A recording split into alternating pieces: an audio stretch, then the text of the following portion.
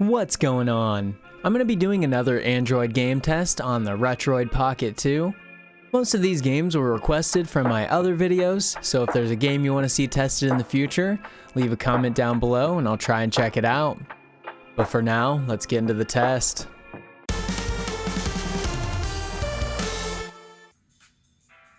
First up is Nexomon, which is a Pokemon-like game where you collect little creatures and battle other trainers to get stronger, eventually taking on some kind of evil person at the end. It seems to run fine on the Retroid Pocket 2. There is occasional stuttering during the battles, but that doesn't really affect gameplay as it's turn-based.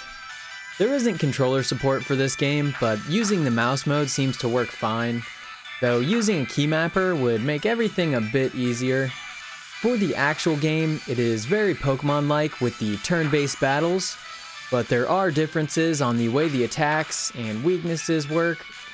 The story is a bit darker than the typical Pokemon game as well.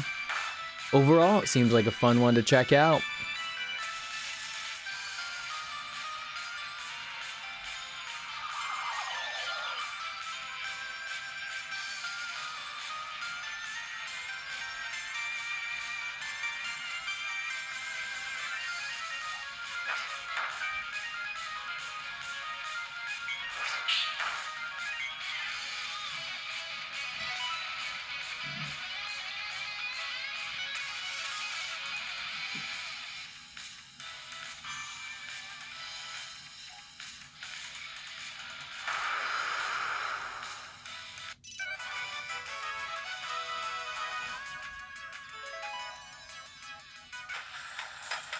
Next is Need for Speed No Limits, which is just a racing game.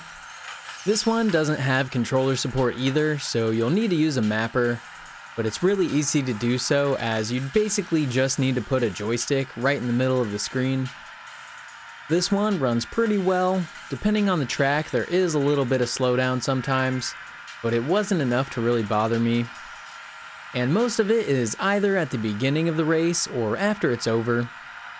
Besides for that, this game looks really good on the Retroid Pocket 2 and plays pretty well if you're looking for a casual racing game.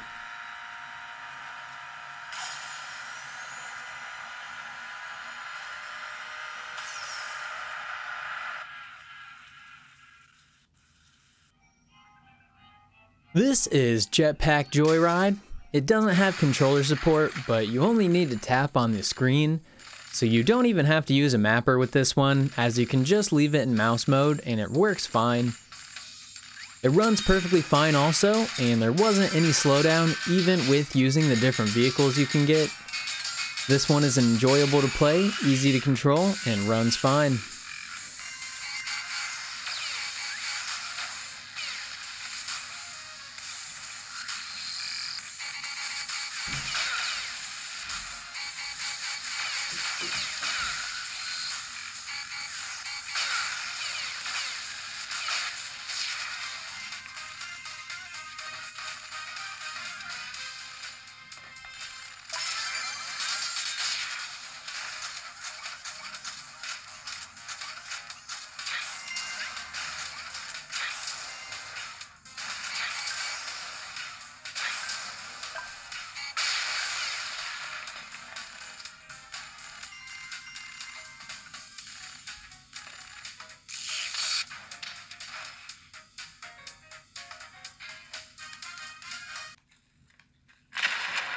Here is Modern Combat 5, which is a Call of Duty clone for mobile.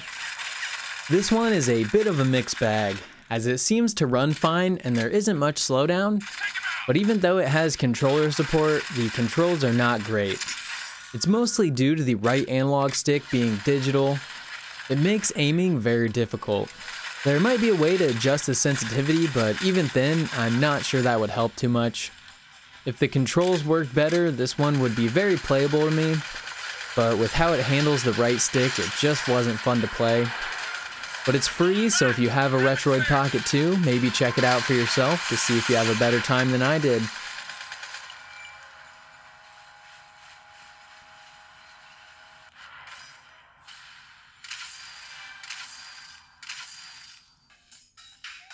Last up is a little puzzle platformer called Dadish 2.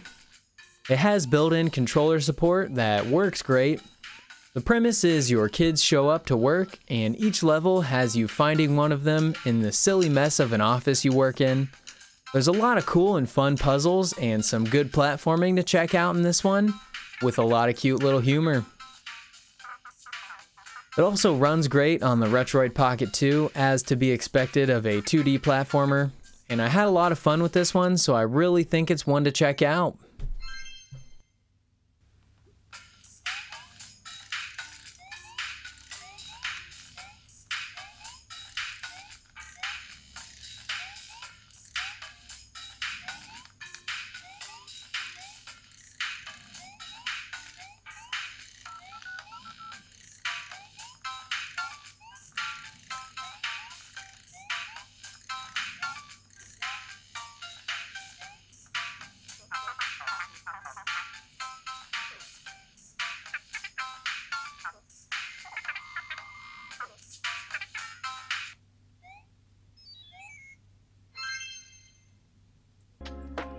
I was gonna test out some more games, but I couldn't get my internal memory to get me enough to download them. So in the future, I'll try and test out Grand Theft Auto San Andreas, as I bought an SD card specifically for Android games, so it shouldn't be a problem in the future. That was my test on some suggested games. Let me know what games you want to see in the future, and if you enjoyed, don't forget to leave a like and subscribe for more tech and gaming videos. Thanks for watching. Okay, I guess my cat and dog are just fucking you up over there.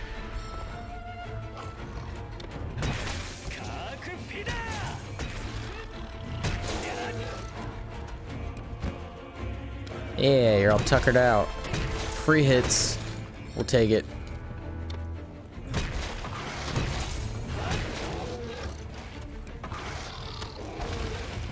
What? Who keeps knocking you over? Alright, well, that was easier than expected.